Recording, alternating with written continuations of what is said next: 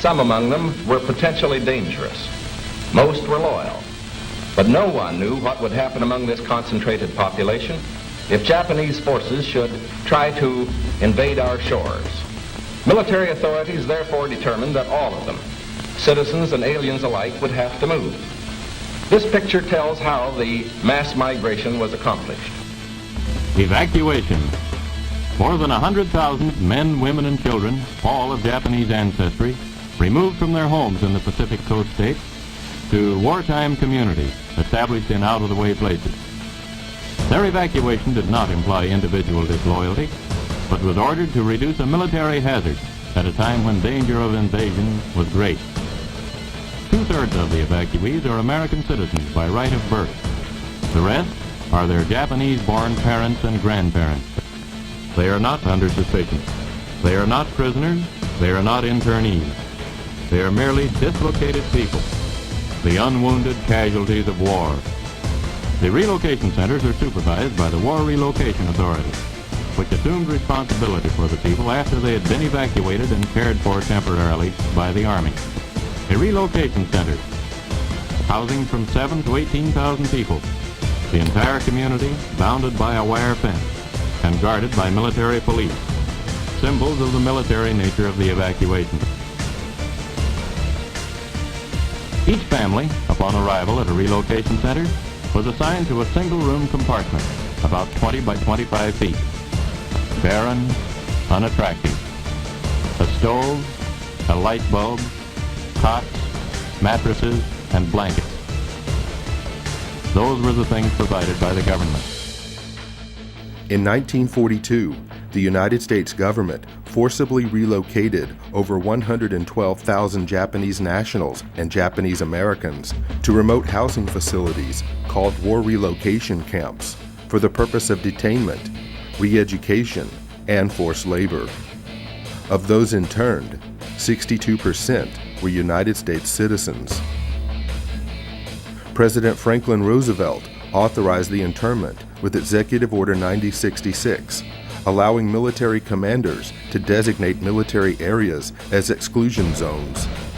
This power was then used to declare the entire Pacific coast as an exclusion zone, forbidding people of Japanese descent to live within these areas, unless, of course, they were held in war relocation camps. In 1944, the Supreme Court upheld the constitutionality of these exclusion zones, and in 1945, after 2.5 long years of imprisonment, the interns were finally released. The United States government issued no formal apologies, but did present each former inmate with exactly $25 in cash and a train ticket home, if they were lucky enough to still have one. 43 years later, in 1988, President Ronald Reagan would sign a bill that formally apologized for the internment of Japanese Americans on behalf of the United States government, and finally granted reparations to survivors. The language of the bill stated that government actions of the 1940s internments were based upon 3 criteria: racial prejudice, wartime hysteria, and a failure of political leadership. So what is most important in this bill has less to do with property than with honor. For here we admit a wrong. Here we reaffirm our commitment as a nation to equal justice under the law. In 2001, following the attacks of September the 11th, our government again went into open roundup mode, detaining and imprisoning thousands of United States citizens, again seemingly based upon the same 3 criteria used to intern Japanese Americans: race prejudice, war hysteria, and a failure of political leadership. Let there be no argument. The United States government has put its own citizens in detention centers. The justifications for doing so range from personal prejudices based upon political and religious grounds to wartime frenzies and fears of future terrorist attacks. In a time of great crisis, the impossible becomes possible. Is it possible that internment camps are being built in the United States today? Is it possible that history will repeat itself?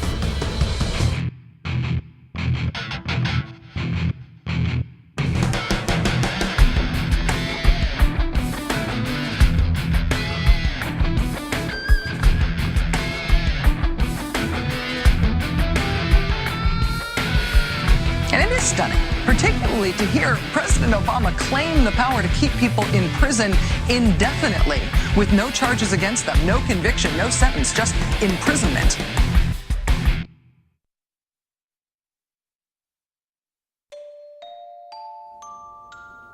Well, we used internment camps here in the United States during World War II, and we interned Japanese Americans, or Americans, I should say, to be more correct, Americans of Japanese descent. And these people were cordoned off for the duration of the war. Background checks could have been done. They could have been released or cleared out of those facilities. But it was thought best, because there was so much animosity toward the Japanese for the attack on Pearl Harbor and subsequent deaths of U.S. soldiers, that these people just be kept out of sight in one of their detention facilities. On April 1st, 1979, by Presidential Executive Order 12127, the Federal Emergency Management Agency was created for the purpose of coordinating the response to disasters that have occurred in the United States and that overwhelm the resources of local and state authorities. Upon its creation, FEMA absorbed the Federal Insurance Administration, the National Fire Prevention and Control Administration, the National Weather Service Community Preparedness Program, as well as several other federal-level preparedness programs. FEMA was also given the responsibility for overseeing the United States Civil Defense, a function which had previously been performed by the DoD's Defense Civil Preparedness Agency. In 2003, FEMA became part of the Department of Homeland Security's Emergency Preparedness and Response Directorate. FEMA follows 3 simple directives. 1. National emergency recovery. 2. Continuity of government. And 3. Combating perceived threats to the existing social and political order.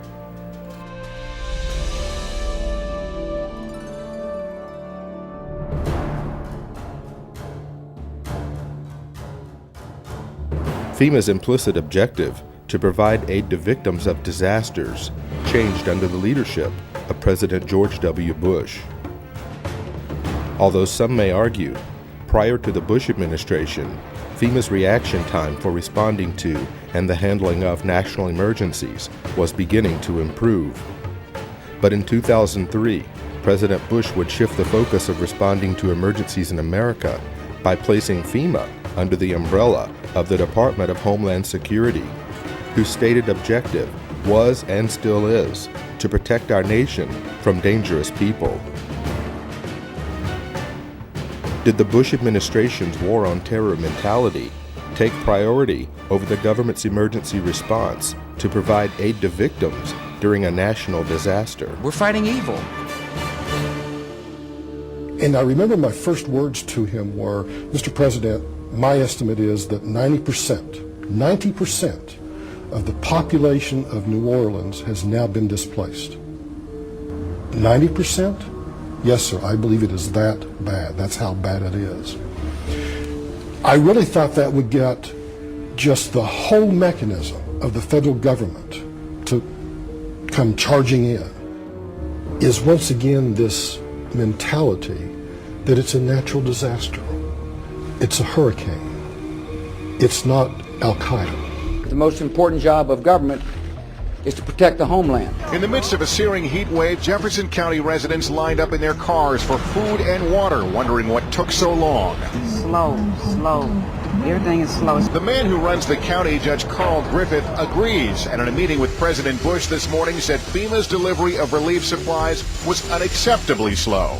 To save American lives, we must be able to act fast. A real distrust of the federal government, especially with the levee system, because now the Army Corps has pushed that date back now to 2011. It was supposed to be up by 2010. As requests for emergency assistance poured in after Hurricane Katrina, one applicant listed this as his address, the Greenwood Cemetery in New Orleans, FEMA promptly issued a check for $2,358 for rental assistance. That's just one of thousands of examples of alleged fraud and abuse described in a new report by the investigative arm of Congress. Cost to taxpayers about $1 billion. The examples are so egregious that what they tell us is that FEMA didn't perform even basic checks to safeguard taxpayers' money. Well, today the outrage spread to Congress where House members accuse FEMA of a cover-up. 2 years after Katrina, 76,000 FEMA trailers are still being used to house families who lost their homes.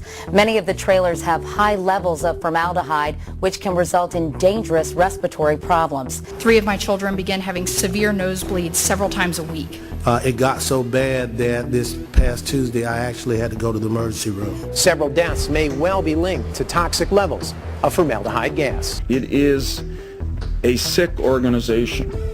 And it has totally lost the confidence of the people of America. Overnight, FEMA decided to stop issuing debit cards at Houston shelters, but almost no one there hoping for a card had any idea. Pile everybody up in the van and come up here and we can't even get what they said we was going to get. Even Houston's relief coordinators told FEMA a heads up would have been helpful. We just made sure everyone understood that every time they change their mind in Washington, D.C., it affects people here that are trying to deal with tens of thousands of people. We're talking about damage from Hurricane Rita last year, 2 devastated schools and kids and parents waiting for help. A few months ago, the folks at FEMA told the schools, one in Iberia Parish and one in Vermilion Parish in Louisiana, that they would get millions to relocate to higher ground. FEMA even helped them draw up the plans. And then FEMA took it back.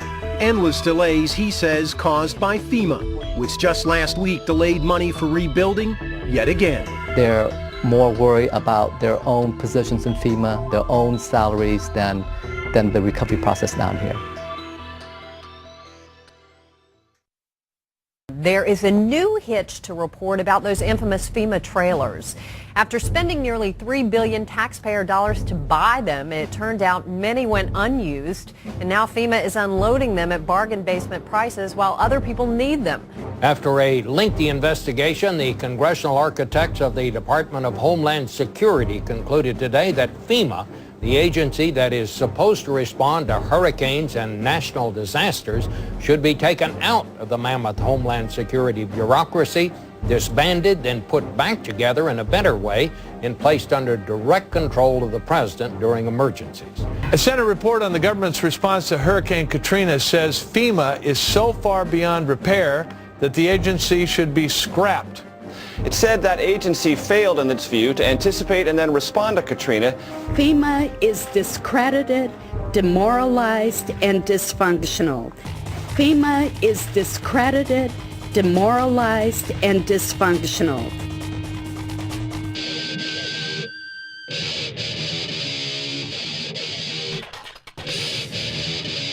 In the mid-1970s, the discredited federal government was more scared of the public than ever, coming off the years of Richard Nixon. And so 2 Cold Warriors inside the White House of Gerald Ford began to bring back some of the Cold War ideas of an executive takeover of the United States through a emergency federal agency. And those individuals were Donald Rumsfeld and Dick Cheney. And so really what we see being set up by Jimmy Carter in 1979 is just a continuation of federal policy to expand a federal takeover plan for continuity of government. And so that's what the Federal Emergency Management Agency was really set up for.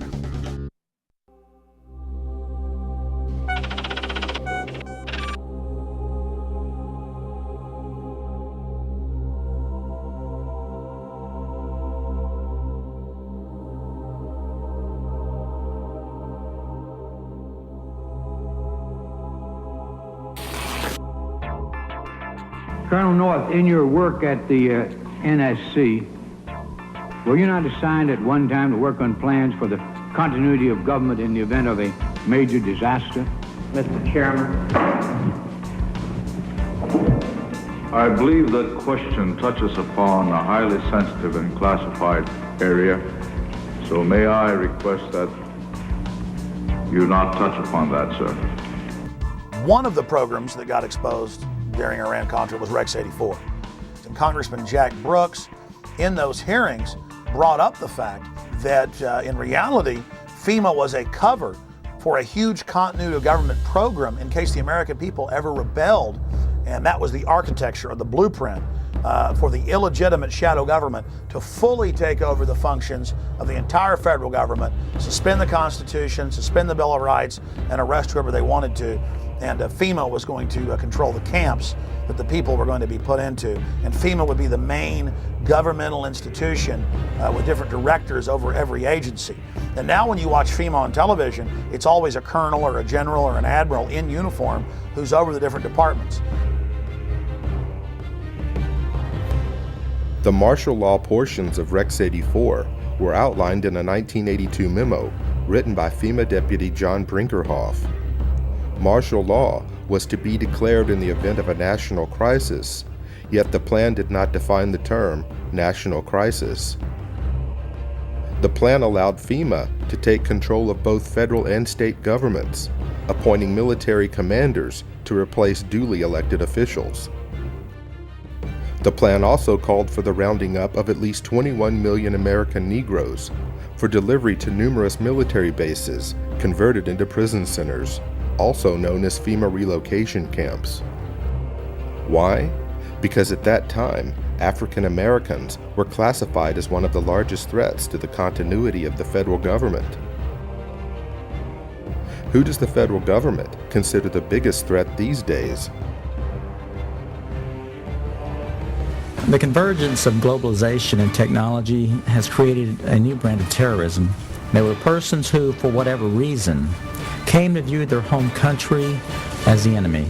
The kind of right-wing, religious-based domestic terrorism. Disturbing news tonight about homegrown terror. Part of this is big change in the White House, a new cultural experience, and some of the crazies are coming out of their closet. Right now, it looks like there is no connection between the men arrested and any known terrorist cell. Homegrown. Homegrown, I should say. Folks, we've got a very serious situation here. I'm holding what is called the right-wing extremism, current economic and political climate, fueling resurgence and radicalization and recruitment. And in it, we talked about the fact that they define pro-lifers as domestic terrorists. They put this in a Department of Homeland Security document, this official assessment, now saying pro-lifers, people that believe in end-time prophecies, people that are opposed to the administration's position on immigration, those of us that are standing up for the sanctity of life and for the sanctity of marriage, all of those are now potential, and this is what they're saying, domestic terrorists. It's a terrorist next door that could be our bigger threat. They call people who believe in the sanctity of life, who believe in owning firearms, who believe in serving their country in the military and coming back, who are very concerned about the policies that this nation is embarking on, spending too much money, taxing too much. It's all listed right here. These are the domestic right-wing extremists. 1 million names under the watchful eye of the United States. America's so-called terrorist watch list has hit the record number according to one of the country's most prominent civil liberties groups. That's a lot of people to keep track of. They're adding new people all the time. It's a secret list that you don't know really quite how one gets on and you don't know how you get off. They're coming out and profiling huge groups of people. You know, if you voted for a certain political candidate, you should be considered a potential threat.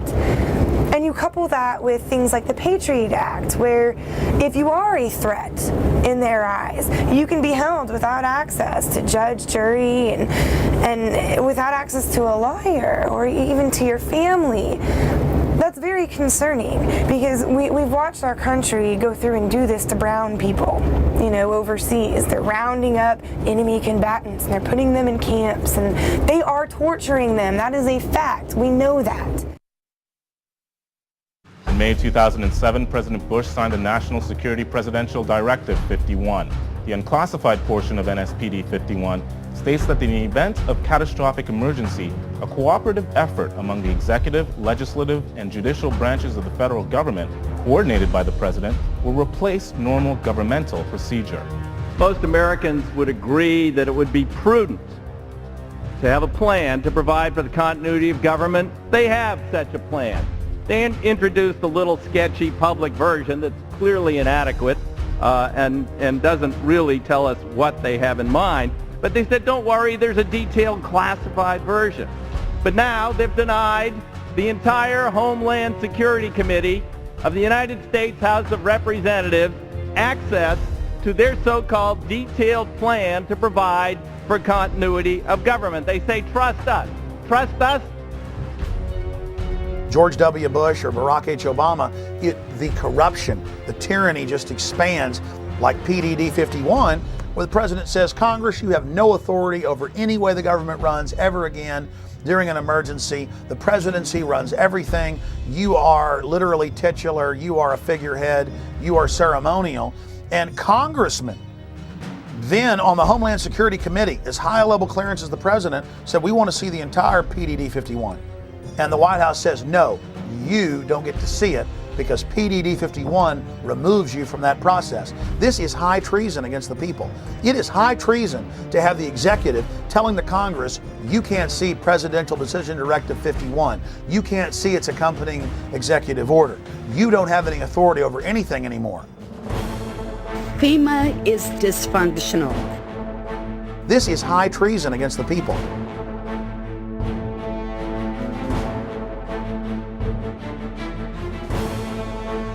The FBI's counterintelligence program was a series of covert and often illegal programs conducted by the United States government and aimed squarely at investigating and disrupting dissident political organizations within the United States. According to a Senate Select Committee study chaired by Senator Frank Church, and including such members as Phil Hart, Walter Mondale, and Barry Goldwater, the FBI's motivation for conducting these programs was protecting national security, preventing violence, and maintaining the existing social and political order.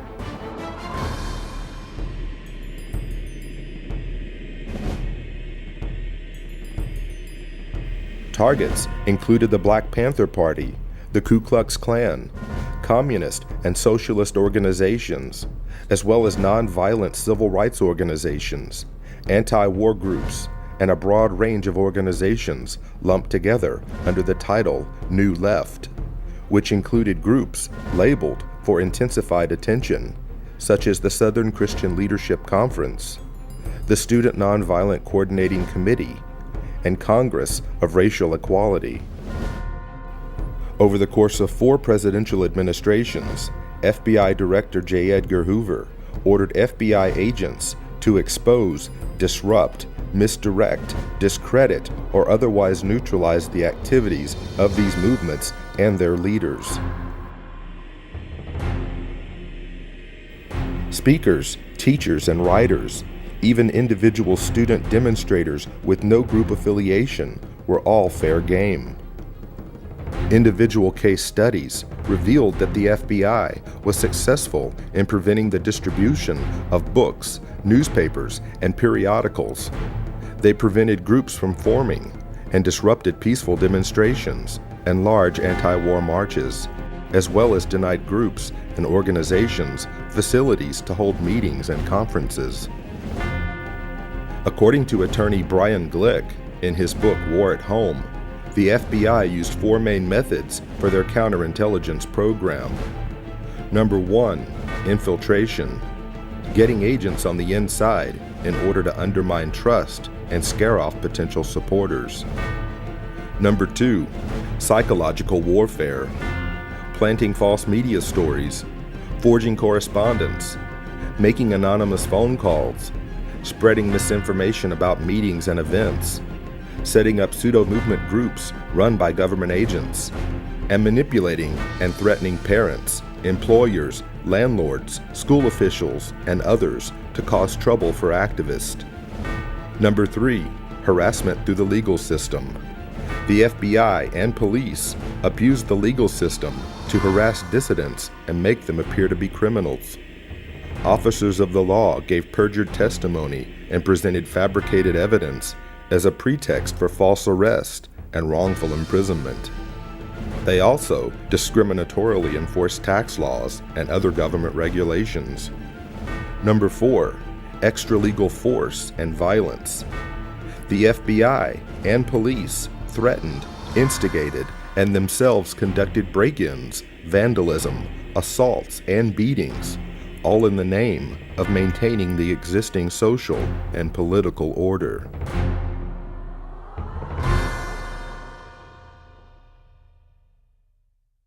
Increased security for 4 New Jersey Supreme Court justices after their home addresses were revealed in a webcast by a self-proclaimed white supremacist.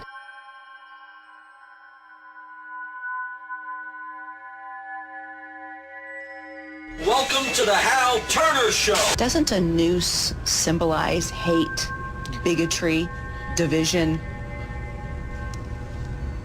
Justice.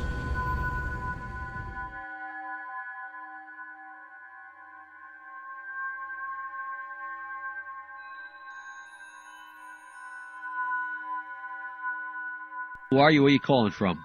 Hola, this is Pedro. Spick, From San Diego. don't call my radio show anymore, you filthy spick animal.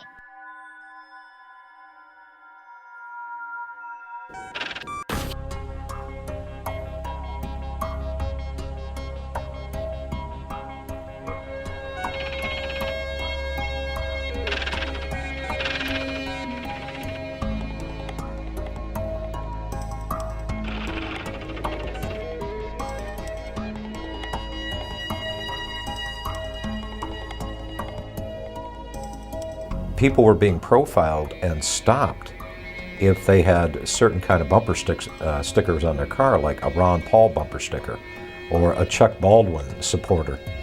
And as you read the Make report, bits and pieces that were lifted right out of the Project Megiddo report back in 1999 by the FBI, describing what terrorists were, how law enforcement could identify potential terrorists. And I can remember back in the 90s, the FBI was doing an education program with local law enforcement, and what they had was a trifold pamphlet. Again, this was not meant for public consumption, only to be passed around amongst the rank and file in the police. It ran through the list of what a potential terrorist might be or what they might prescribe to. And the list is kind of interesting. If you were a supporter of the Constitution, if you were an ardent supporter of the Second Amendment, or even if you were a person of deep religious conviction, you might be a member of a certain cult. And going back to Project Megiddo, it's all basically the same thing. That if you have any strong beliefs in anything, that you could be a possible threat. You could be a terrorist threat against government structure. In Missouri, a new document meant to help Missouri law enforcement agencies identify militia members or domestic terrorists has drawn criticism. The February 20 report, called the Modern Militia Movement, mentions such red flags as political bumper stickers for third-party candidates, such as Ron Paul, who ran for president, talk of conspiracy theories such as the plan for a superhighway linking Canada to Mexico, and possession of subversive literature. So the state police in Missouri have been told that if you see a car with a bumper sticker that opposes the so-called creation of North American Union, the superhighway, that you are probably following a militia member, that you are following an anti-government radical. If you see a car with a bumper sticker that says Ron Paul for president, you might be dealing with a violent radical. Exercise extreme caution.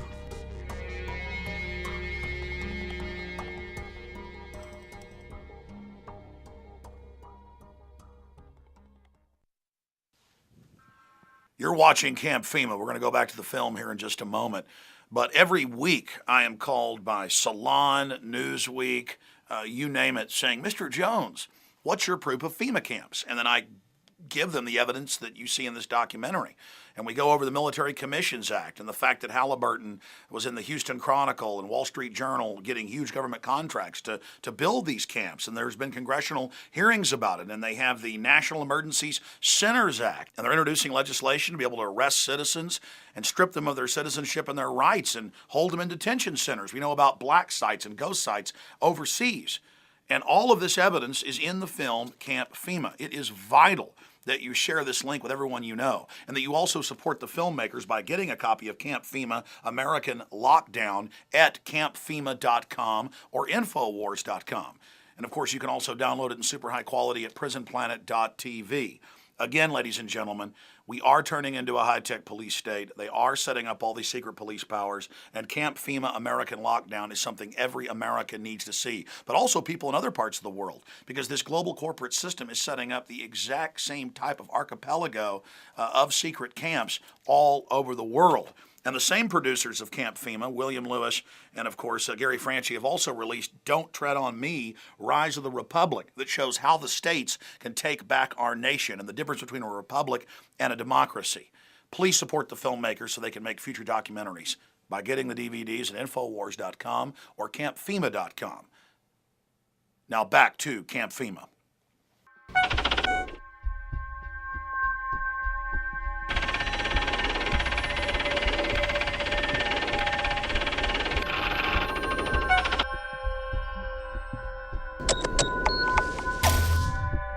We do know that 28% of their funding comes from the Department of Homeland Security.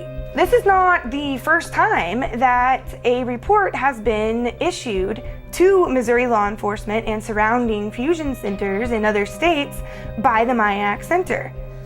This right here is a stack of every single one of the MIAC reports that has been drafted. MIAC Alert, Constitution Rangers, June 7th, 2007. You've got the Black Separatism Bulletin, November 4th, 2008, American Radical Islam Converts. Here's the MIAC Strategic Report dated 11/28/2008 on the anarchist movements. You've got it on the Modern Committees of Safety, Voice of the People, or Militias in Disguise. That's January 9, 2009, which came out right before the infamous MIAC Strategic Report on the Modern Militia Movement. So they've been producing these documents for quite some time. If the people profiled in this document could be considered a potential threat to law enforcement, that means they could be considered a potential domestic terrorist. And if you have the word terrorist attached to your name, whether it is domestic or foreign, the Patriot Act still applies to you, whether you're an American citizen or not. I remind you that before the Nazis began to persecute and incarcerate and kill and so forth the Jewish people in Germany, the first thing they did was label them as extremists and fanatics and all these kind of things and get the people conditioned against them. And then with the approbation of the general populace, they were able to unleash the fury of the state against them, and we all, of course, know what happened as a result of that.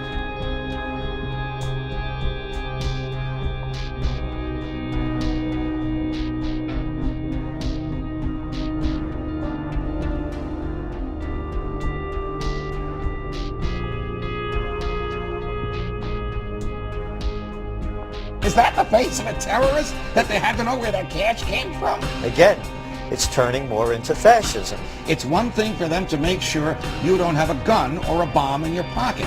It's another thing for them to not like a book. This shows you the danger of profiling. Maybe he was profiled because he had a Ron Paul bumper sticker. An anti-tax demonstration is scheduled for downtown's Kiener Plaza April 15th. But charges are flying that one of the organizing groups is an extremist anti-government group. The Southern Poverty Law Center and the Anti-Defamation League have their own opinions about the Constitution Party. I think we'd consider it a fringe right-wing political party that we consider to have extremist roots. When we talk about the New World Order, it is mimicking, if not duplicating, language that comes out of organized white supremacy. The elites have said that they want to have a final revolution, that They know the public's going to revolt against them, so that's why they've scientifically set up the surveillance grid, the cashless society. This whole continuity of government system is designed to suppress and control the people of America. Northcom, the Pentagon, the military are all announcing their number one job now is fighting the American people. They're saying the number one terror threat is veterans and gun owners and conservatives and libertarians and Ron Paul supporters. And I've been sent secret Army documents, we call the phone numbers and they're accurate and real, where I'm being watched at In the Fed protest, where we peacefully go out and demonstrate. And now even the ACLU has written letters saying, why is the Pentagon watching U.S. citizens? Why are you listing any protest as an act of terrorism? The real terrorists are the people that have hijacked our nation that would dare say the First Amendment is terrorism.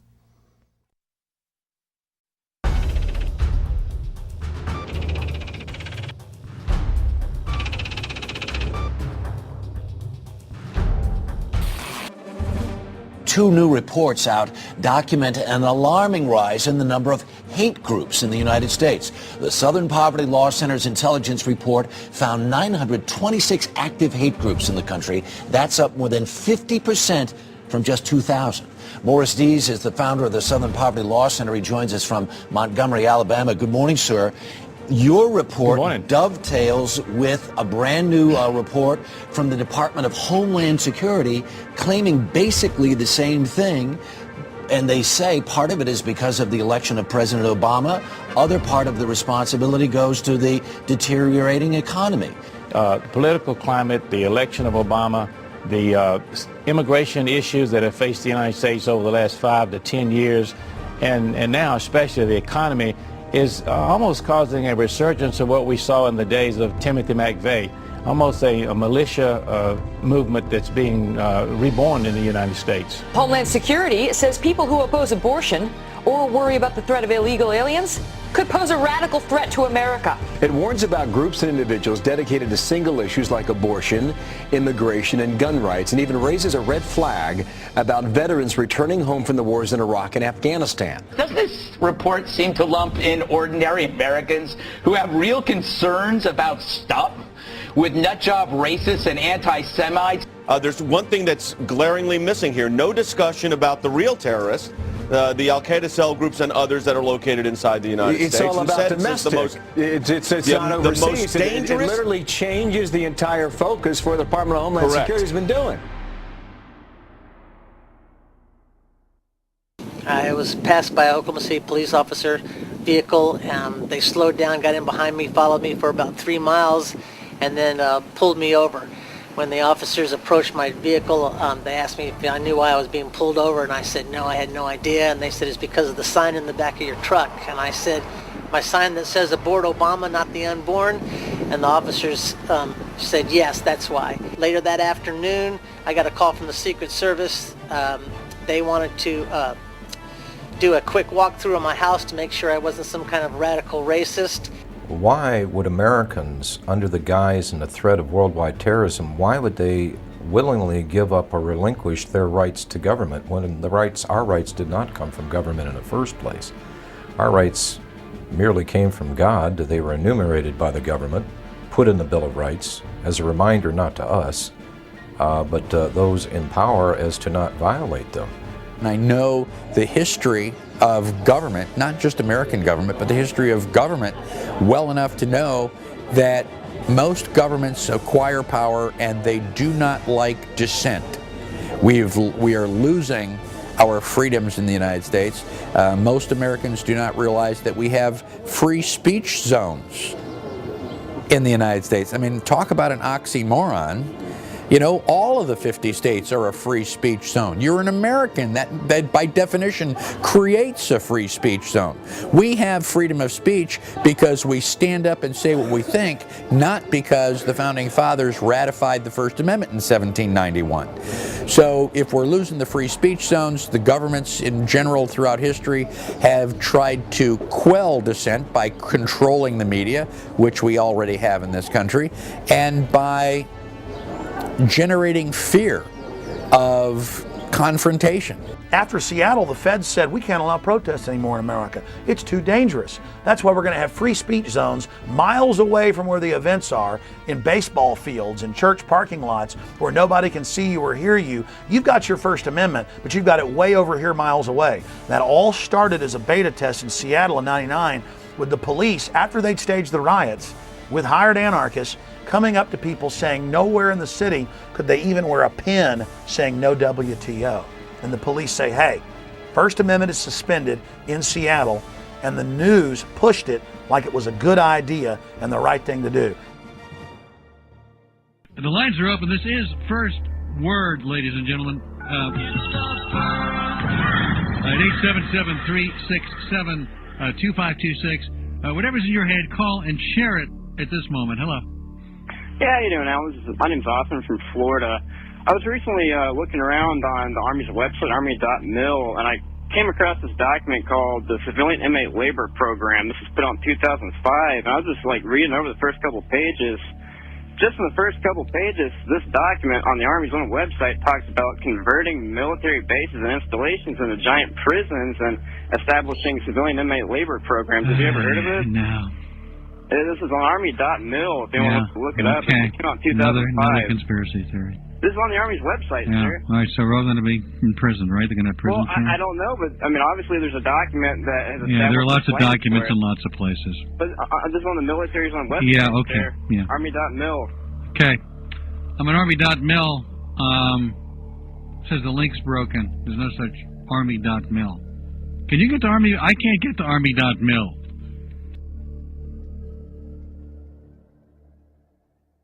Army Regulation 210-35.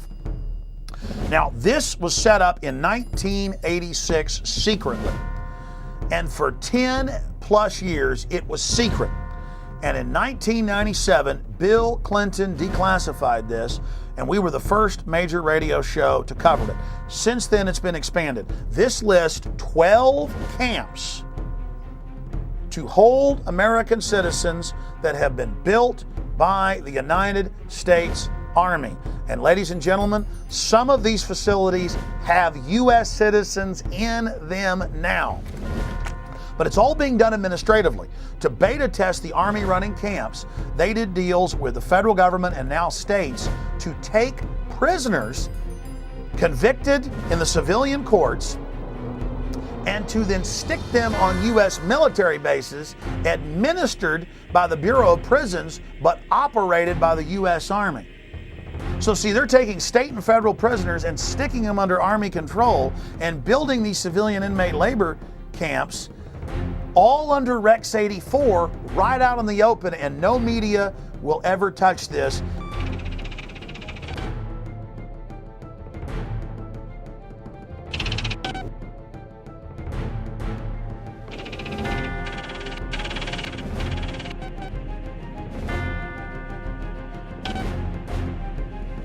Beginning in October, the Army plans to station an active unit inside the United States. Under NORTHCOM and under the new Homeland Brigade, that was first going to be 3,000, and then 20,000, and then 40,000.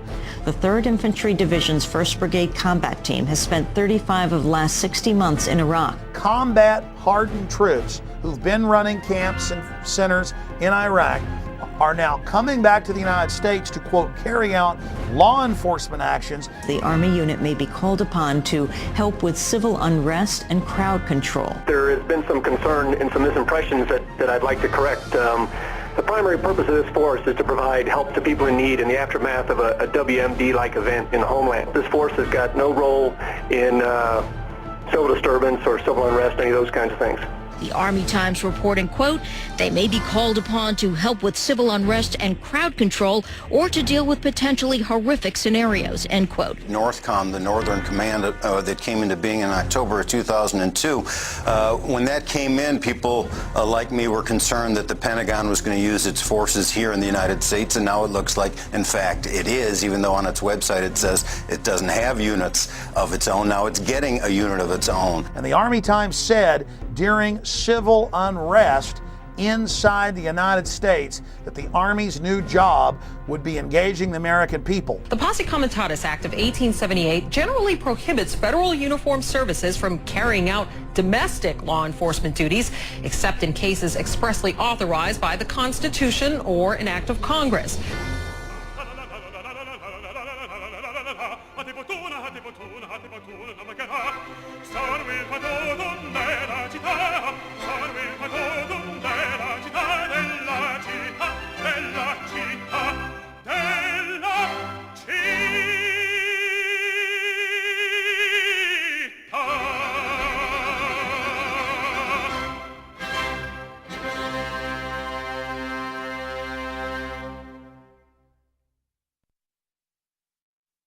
They can't just come in and say, you know, I want to see everything in your car, I want to see everything in your house, I want to go through your computer. You either have to voluntarily hand that over to them, or they have to have probable cause and get a warrant to do that. So it's very clear that the government does not have the authority to be spying on us. That was not the intent of our founders when they created this system of government. Over the last decade, we've seen the introduction and enactment of some of the most dangerous legislation ever to be conceived by our elected officials, who have not forgotten who they serve, but only now reveal to the American people through the fruit of their own actions that our rights and our freedoms are secondary. The USA Patriot Act allows for American citizens to be picked up and incarcerated indefinitely without charges, and allows law enforcement to conduct warrantless and secret searches of Americans' property and possessions. The Military Commissions Act dissolved the cornerstone of our Constitution by removing the writ of habeas corpus, allowing the permanent imprisonment of enemy combatants, and disallowing petitions to the court to know why you've been locked up in the first place. Although never passed by the Senate, the Violent Radicalization and Homegrown Terrorism Prevention Act shows us the mindset of our leaders in Washington. If passed into law, the bill would make public demonstrations and protesting into an act of terrorism and label the organizers as thought criminals and potential homegrown terrorists. Now that the federal government has the authority to sneak, snatch, and lock up its own citizens, a new bill has been introduced by Congress that gives the feds a place to hold those outspoken dissenters and potential domestic terrorists. The National Emergency Centers Establishment Act, or H.R. 645, allocates military bases to be converted into FEMA emergency centers. It also mandates that these camps be built complete with public works, medical, and educational facilities, just like the Japanese internment camps of the 1940s.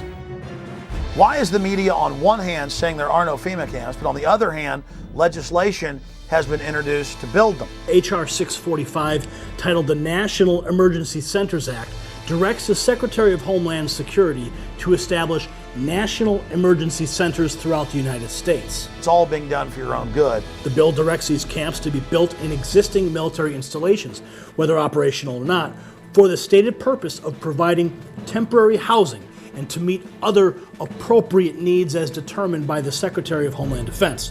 Here's H.R. 645 legalizing what has already been developed, what's already been paid for by FEMA. And that is these FEMA camps for everybody's safety, these FEMA camps for everybody's comfort, these FEMA camps that the people need during emergencies. The government doesn't build things that are not needed or that there aren't contingency plans that say there's a reason for them. Also, it's been reported by WorldNet Daily that the Department of Homeland Security has already awarded nearly a $400 million contract to Halliburton to build some temporary detention centers on an as-needed basis. We know this is their main attack profile, is old, shut-down bases. And so you go point them out and go, look, the barbed wire's facing in, or look, this is a designated FEMA camp. And they say, well, where are the people? Where are the people in the camp? The point is, it's a designated facility for that. Conceivably, these are the kinds of camps that could be used for political dissidents, just like occurred in Nazi Germany. I got a feeling in the next few years that you may start to see some American citizens end up in these camps for questioning the government. The president can declare a national emergency, and it can be anything. It can be a hurricane, or it can be political protests or civil disorders like we saw in the race riots. I think the government's anticipating that there's going to be a increased reaction against the economic downturn, and this could lead to the kinds of street riots and protests we've seen in countries such as France. If we do not have a government which is controlled and limited by the Constitution, then our personal motives and preferences are irrelevant. You know, it doesn't matter if you have freedom of speech if you're in a, FEMA concentration camp. It doesn't matter. You're certainly not going to be allowed to have a gun inside a concentration camp. And, all of our rights are predicated on a free America. And if we don't have a free America, all of the other questions become moot. Don't these companies have a responsibility morally if they're in there building camps and building shackles and building barbed wire facing in to speak out and say this is unconstitutional in the United States? Well, of course they do. But Kellogg Brown and Root was connected to some of the contracting that went on at Camp X-Ray, Guantanamo Bay in Cuba. So this is their business. I talked to the Department of Homeland Security spokespeople, and they affirmed the contract with this KBR, the former Halliburton company, was in place. The Department of Homeland Security was ready to build these contingency as needed detention centers anywhere in the country in the event of any kind of a national emergency, including natural disasters or, again, riots or protests.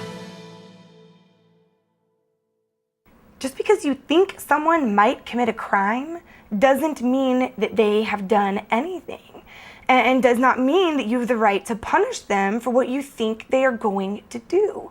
In our system of government, you're supposed to be innocent until you are proven guilty, not guilty until you're proven innocent. And so if you can be declared guilty or potentially guilty before you even lift a finger, that is bordering on thought crime. That is bordering on punishing people for pre-crime.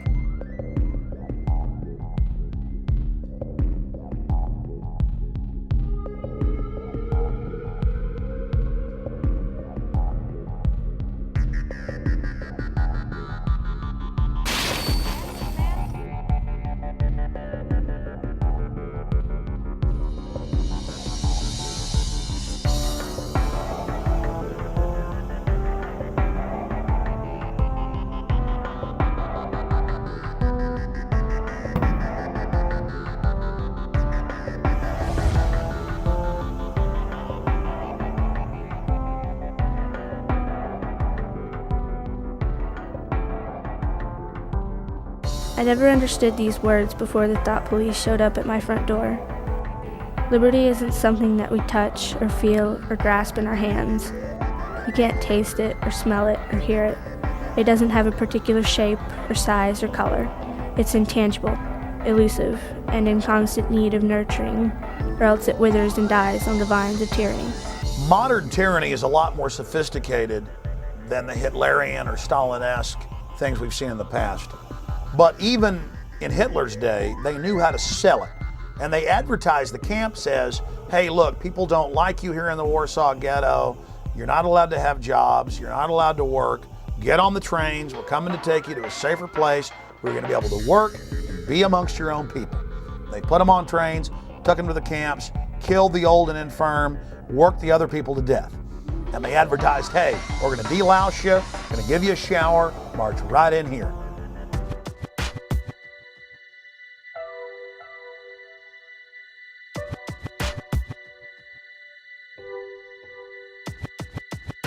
You have arrived at Sobibor.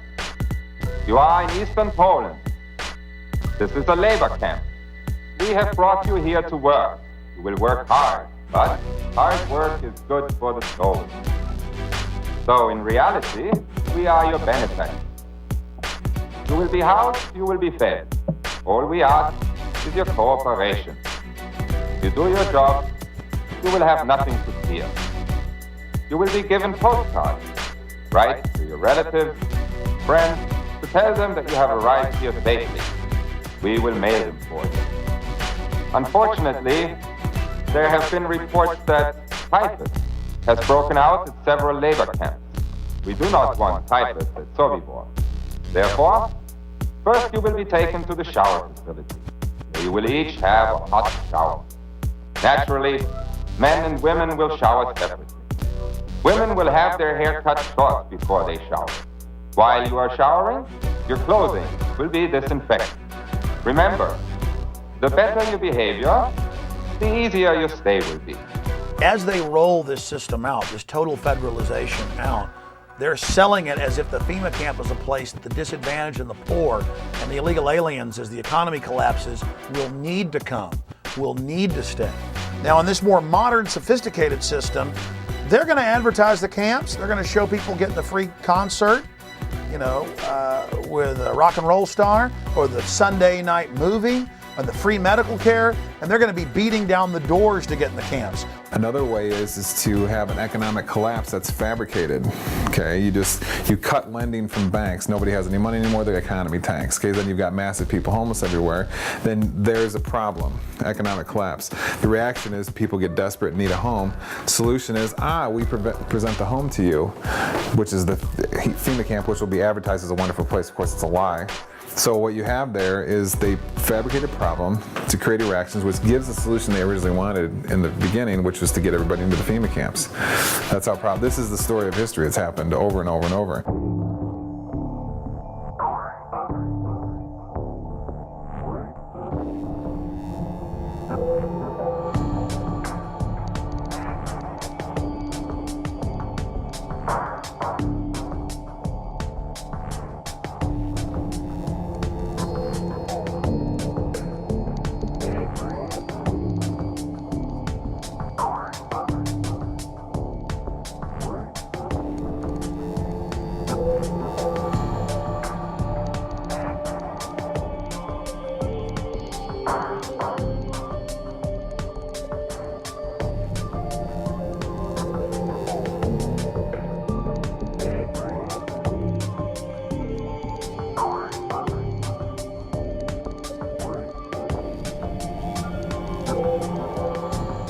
If you can detain people, I would call them quasi-concentration camps.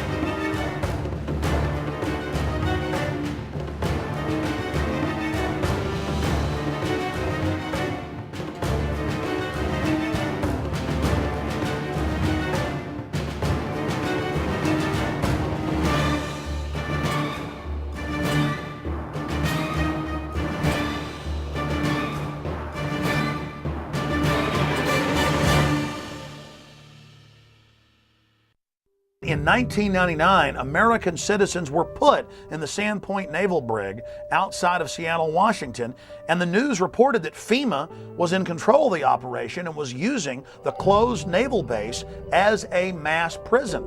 And the people were put in plastic handcuffs and taken indoors, inside warehouse areas that had barbed wire fences, porta potties, and cots. The same system we saw set up at Pier 57 a few years later in 2004 for the Republican National Convention in New York City.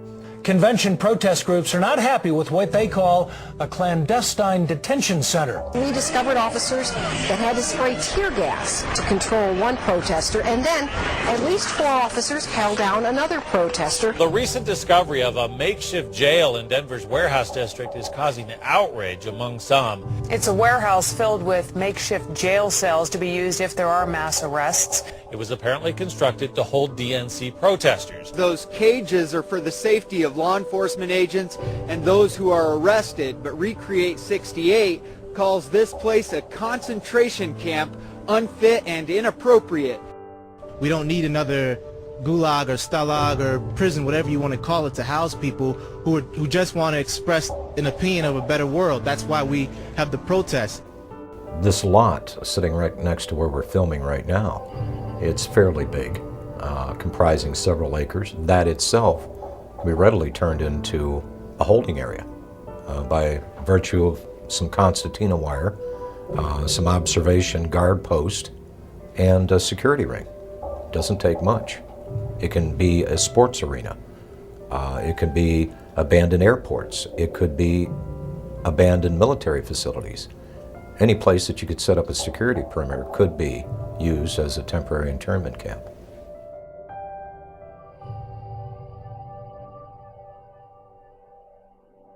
Well, it's recording. We got a FEMA RV thing right over here.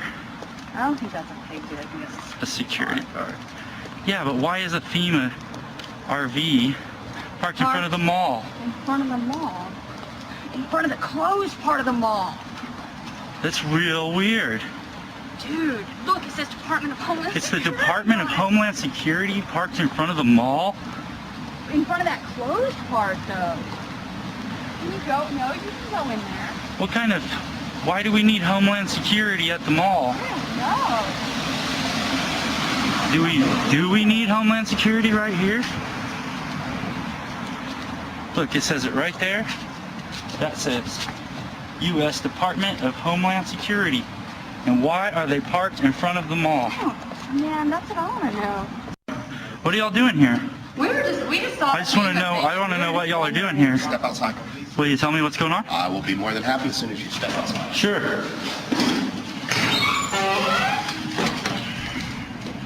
Is there a reason you're doing that? We just saw the FEMA cam and I thought y'all were part of the, is there some sort of emergency or what's going on? Already been shut down. Or not the mall. This store had already been shut down. But Is there some reason why FEMA's here, though? in case Ike hits. Ike? In case I've already what? called him. He's not. Dude, you're just a security guard. I'm Yeah. a security guard.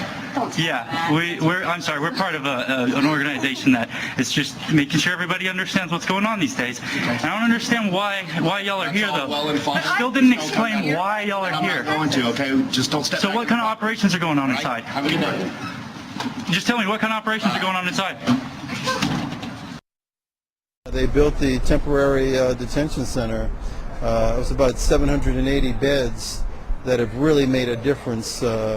We still have a long road ahead of us, but FEMA's going to stick with us, and I know we'll make it. It's a $37 million facility. It was built in Indiana. It was modeled off of a modern facility in Michigan. It originally was designed in the States and brought down here in sections, so we put it together like one big Lego piece. Then people started noticing on the backs of flatback rail cars these little 1- and 2-person mobile concrete jail cells. And those indeed have been manufactured by the tens of thousands and purchased by the federal government and local governments.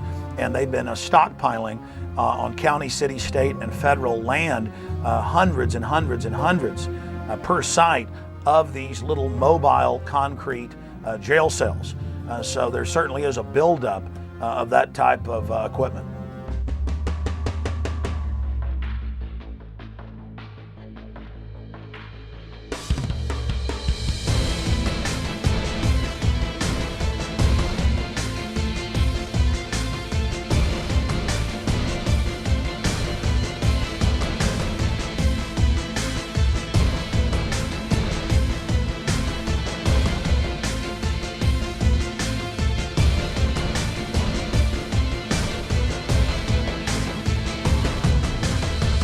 Several years ago, the military issued a challenge to create a faster and better razor tape.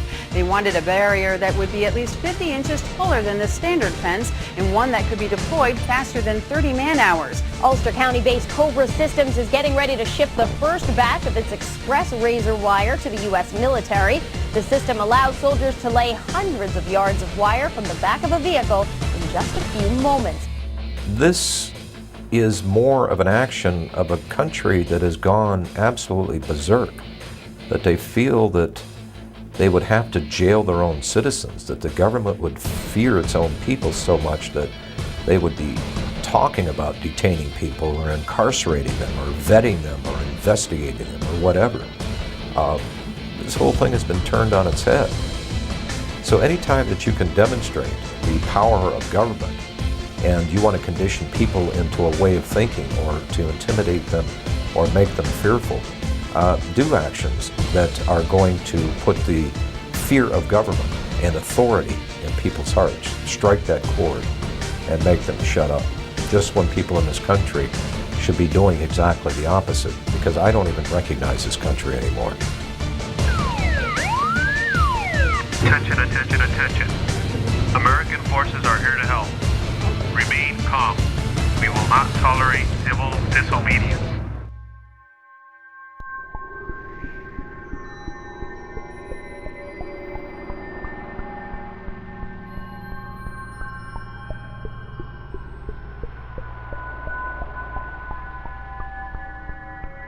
Military Occupational Specialty Internment Resettlement Specialist. This MOS plays an integral role in providing a uniform system of handling prisoners and detainees. Trained as internment resettlement specialists to control and supervise detainees to ensure their humane treatment. For this job, the Army will train you to use specialized equipment to monitor activity, to conduct searches, and to inspect areas where prisoners work and live. Here, you'll train to in-process prisoners and detainees and to brief them on their rights. After your initial entry training and advanced individual training, you'll work long hours, day or night, in a garrison or field environment, where you may practice emergency procedures, detect and confiscate contraband, and escort prisoners outside the facility. Military Occupational Specialty Internment Resettlement Specialist.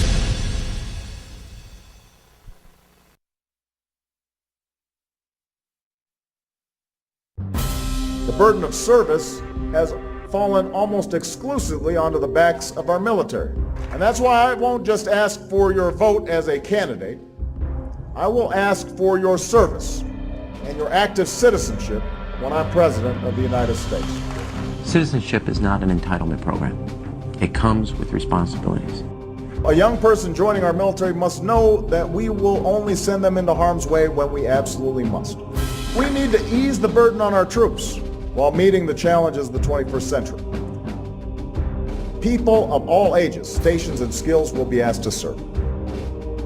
Because when it comes to the challenges we face, the American people are not the problem, they are the answer.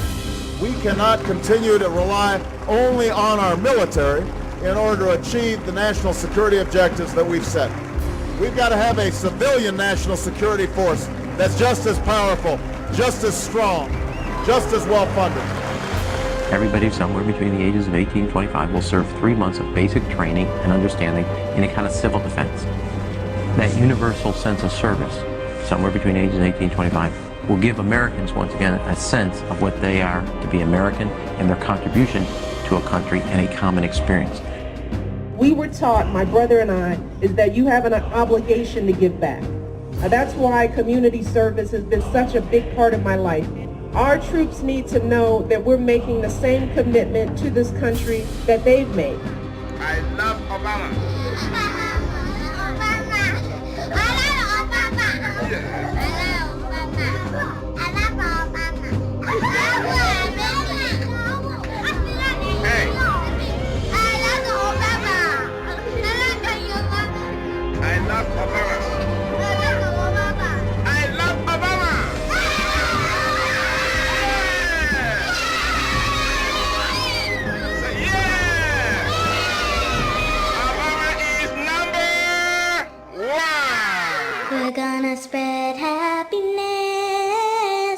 We're gonna spread freedom. Obama's gonna change it. Obama's gonna lead 'em.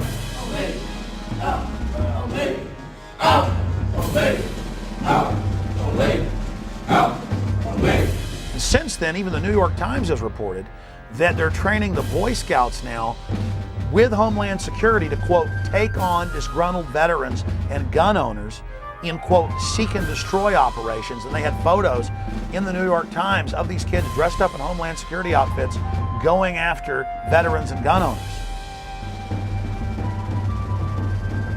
Stalin said, give me somebody before age 7, I can turn them into anything I want. So that's why there's this push.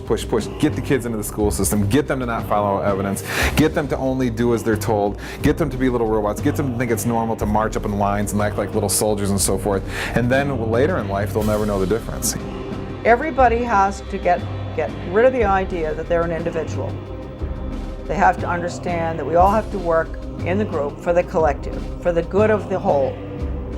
Not for the good of your child or for the good of the teacher, for the good of the whole. If you have to give up some of your most cherished beliefs, and that they have to train you to give these up because it's going to be for the good of the whole, you give it up. What this legislation does then is to help harness this patriotism and connect deeds to needs. We cannot continue to rely only on our military in order to achieve the national security objectives that we've set. We've got to have a civilian national security force that's just as powerful, just as strong, just as well funded.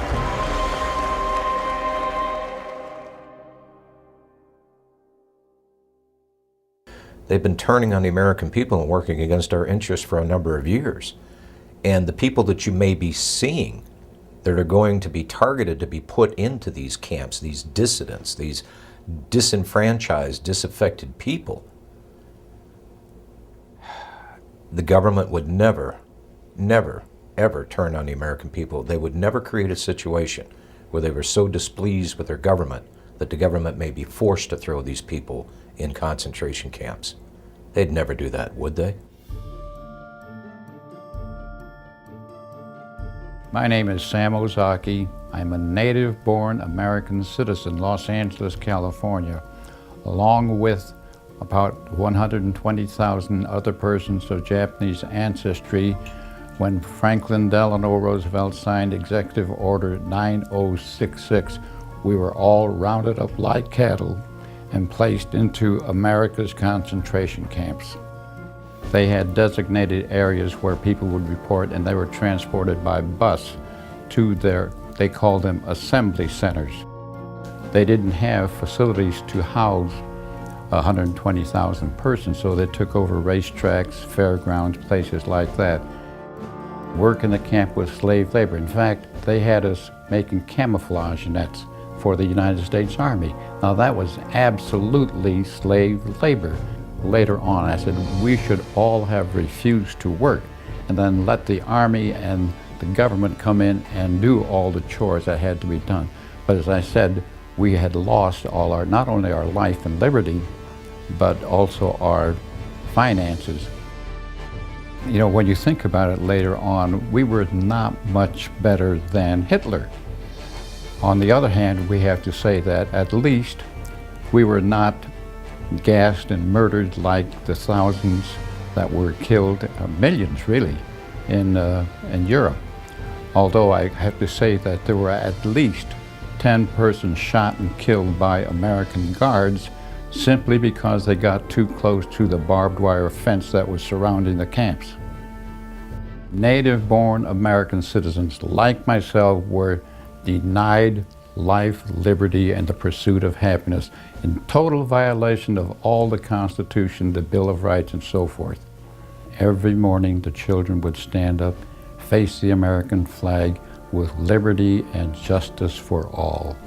You know, psychologically, it really affected us. That's why, for example, I mentioned earlier on that there were many parents who never even told their children that they had been in concentration camps because they were ashamed.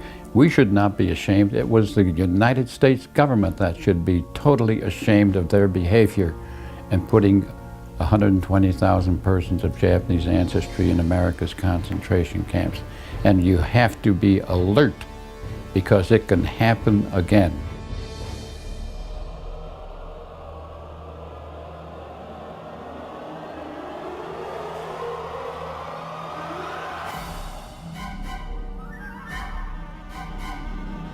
If we look at American history between 1942 and 1947, the data that was collected by the Census Bureau was handed over to the FBI and other organizations at the request of President Roosevelt. And that's how the Japanese were rounded up and put into the internment camps. I'm not saying that that's what the administration is planning to do, but I am saying that private personal information that was given to the Census Bureau in the 1940s was used against Americans to round them up. I think there is a point when you say enough is enough to government intrusion. And you had mentioned this earlier, 28 pages. I have the survey right here, Glenn. This is the 28-page survey. This is the short form that every American will get next year. Does the federal government really need to know our phone numbers? Do they really need to know, like you said, the date and time that we leave, mental stability? You know the one question that's not on this survey, Glenn? Are you a U.S. citizen? I am just not comfortable with the way this census is being handled, with associating with ACORN, with the questions that are being asked, with Americans being compelled to give this information. How will this be cross-checked? Will it be held privately?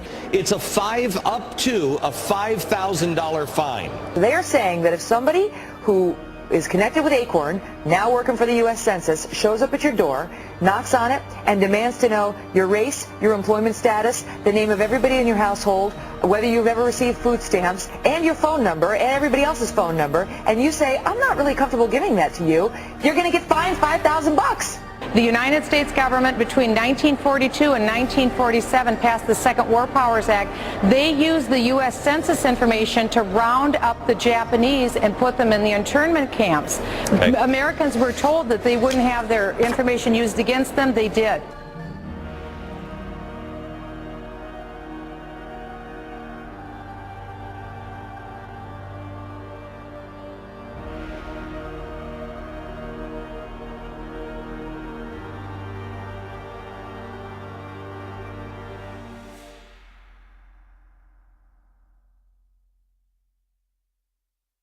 Well, one of the things that we're fighting here in Oklahoma City, we have a radio show called Radio Free Oklahoma, and we try to get the information out about the upcoming swine flu vaccines.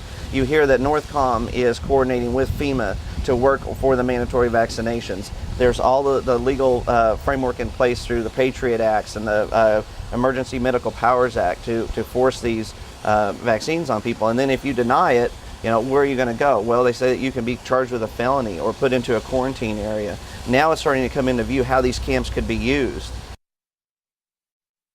Well, today we're in a circumstance where the economic and the political dynamics are pushing America and the whole world into a crisis dynamic. This crisis is being created through the process of sustainable development policy. Several things are occurring. One is that our system of justice is being changed. We're shifting from equal justice, where every human being has certain unalienable rights to life, liberty, and property, etc., to a system of social justice where no one has any such right, but where people are judged based upon the group that they're part of. Previously, there have been several reports, such as the MIAC report in the state of Missouri, but this is the first time that a report such as this actually named individuals. Once you label someone in a derogatory manner, an extremist, a potential militia member, terrorist, whatever term is used, for some people the moniker will remain.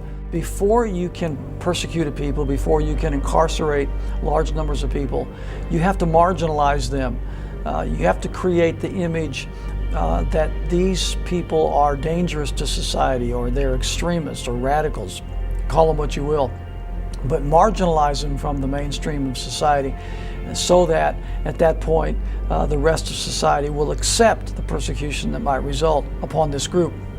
It's been an age-old strategy that's worked in every totalitarian regime in the history of the world. And that's why we're concerned here in the United States when we see this kind of marginalization going on about people who voted for Ron Paul or people who voted for Chuck Baldwin. Why are they being marginalized? Why are they being singled out as a potential danger to society? And I think it's shades of the strategies and tactics of totalitarian regimes in history past, and that should never happen in this country. The people in Washington, D.C. haven't represented what was on the American people's minds for a long, long time. They are the most disassociated, discombobulated, disconnected people on this planet. And they necessarily had to do that for all the violations of the Constitution that they've done. Just how far are you willing to go before you stand up and say no more to the federal government? Our founders actually intended for the federal government to be very small and limited, and that most of the service of government was to be done in the states. And so I think there's probably a growing conflict between states and the federal government. And I think there's some really good reason for the federal government to be concerned right now, because I think there are a lot of people in the United States that are beginning to say, where are we going to draw the line in the sand and say no more to the federal government?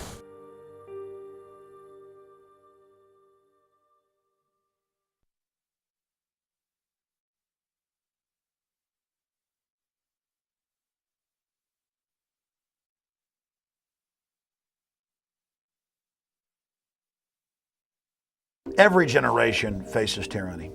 Every generation faces corruption, and is forced to stand up against it or become enslaved. Our ancestors fought and died so that we'd have the little bit of liberty we have now. It is a sacred treasure. And from liberty comes all prosperity. The human race is depending on all of you out there that are seeing this information to educate yourself on the facts presented in this film and then to take action. We've got to forget about Washington, D.C. I think Washington, D.C. is too far gone. It's a cesspool of iniquity. I think it's totally and thoroughly corrupt. It doesn't matter which party you put in charge of the White House or Congress, nothing of substance changes. I really think the power and strength of the people rests where it always has rested, and that is with the states.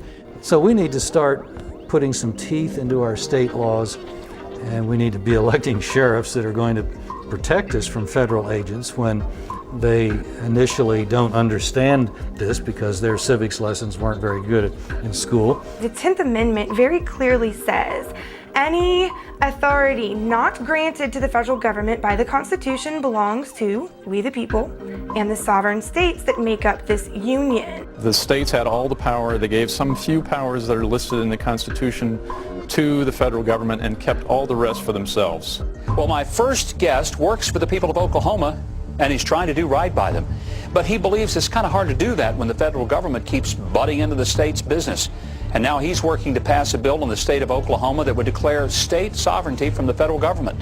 Well, the resolution is saying that the Constitution is the supreme law of the land and that it specifically delegates certain powers to the federal government, and all other powers are reserved to the people and the states, and that the federal government has increasingly moved out of that framework over the last several decades, and that they need to get back into that proper role. A number of states already have them. Many more are considering similar resolutions as a bulwark, proponents say, against the federal government handing down laws that they see as unfunded or unconstitutional. Ongoing pattern of overstepping its constitutional authority. Dozens of states are now considering resolutions asserting their sovereignty under the 10th Amendment in the Constitution, pushing back against Washington's intrusion into everything from land use to gun control. And there's really somewhat of an uprising in the states across the country is this federal law called the Real ID Act. Texas appears ready to declare its sovereignty again. A resolution doing just that has the unabashed endorsement of the state's governor. I believe the federal government has become oppressive.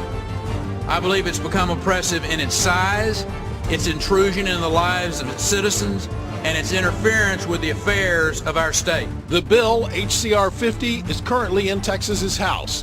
It reasserts the constitutional guarantee of the 10th Amendment. We need to focus on our state government. We need to focus on our state legislators, the governor's mansion, the state Supreme Court, the sheriffs at the state and local level.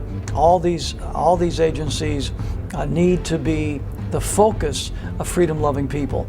And if you do treasure the notion that your rights are unalienable, meaning imbued in you by our Creator, and you want to defend the American circumstance, the only way we can effectively battle the Agenda 21 protocol is to do it locally. We have the checks and balances in the states to be able to maintain the freedom of our people. You get involved in your local area. I mean, that's where you can affect the most change. I don't know why we have FEMA. I don't see anything about a FEMA in our Constitution. I think it should be eliminated. We're fighting tyranny. We're standing up for liberty. We're the good guys. We have the moral high ground on our side. All you have to do is get started. Take that first step, and then you'll find that you get this momentum, and you can't stop it. We are the government. Do whatever you can to get involved and get to know what is happening in your state. Are they watching people in your state and sending information up to FBI and Homeland Security? Are you going to be profiled in a report issued by your state?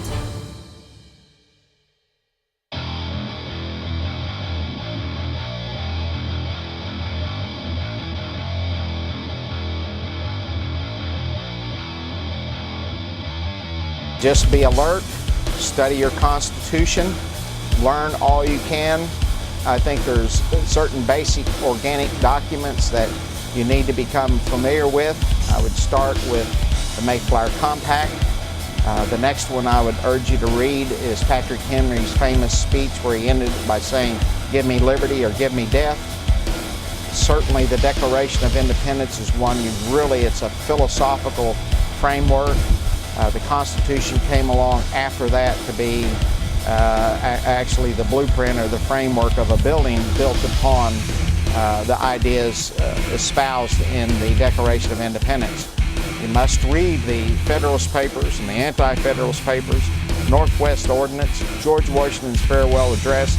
These are the organic documents from which we came, and it basically expressed who we were when we attained to greatness. It's who we need to go back to. On top of that, there are many other really important books to read to understand your enemy. And I would suggest The Shadows of Power by James Perloff, Creature from Jekyll Island by G. Edward Griffin.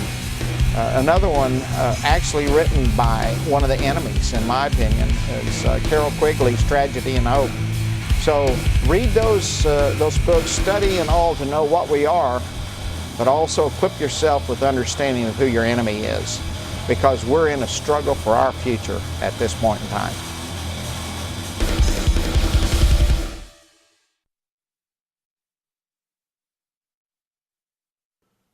Thank you for watching Camp FEMA American Lockdown. The information in this film is documented fact, but don't believe myself or the filmmakers. Research the information you've seen in this documentary and prove for yourself that it is a bona fide reality. And then please take action with this film and show it to everyone you know. And other documentary films available at campfema.com and infowars.com, like Don't Tread on Me, Rise of the Republic. When you purchase the films, you're also supporting independent citizen filmmaking and the alternative media that is now really discrediting the establishment. We have come so far together, and it's exciting for me to see other great filmmakers like William Lewis and Gary Franchi out there taking action. They couldn't have done this work without all of you out there supporting them, so I want to thank you. If you want to get involved in Gary Franchi and William Lewis's organizations, you can visit the website restoretherepublic.net or takebackwashington.com to get involved with other patriots in your area in our fight to restore our constitutional republic and to remove it from the control of the offshore criminal cartel known as the New World Order. I would also encourage you to visit Infowars.com and PrisonPlanet.com, my news websites, and my syndicated radio broadcast, because we are continually covering the latest developments in the battle against the globalist. Thank you for watching Camp FEMA.